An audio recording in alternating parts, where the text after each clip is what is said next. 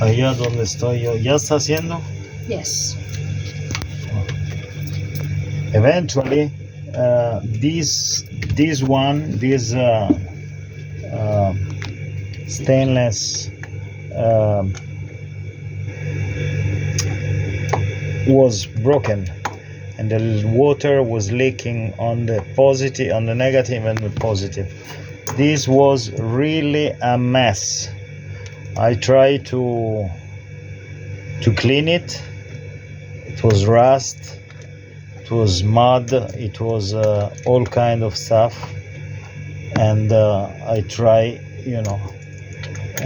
to now eventually eliminate this leak of water, which was going exactly on the positive and negative of the battery of the generator.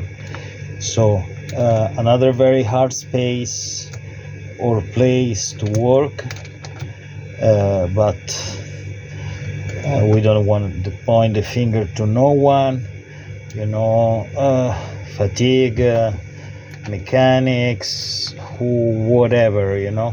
This generator has some places that is very hard to get, and that's why perhaps they didn't address before those that they were full of rust as well, and now these that I'll find out. I still have to go to order the filter, but at least now we should have this at least not losing water anymore.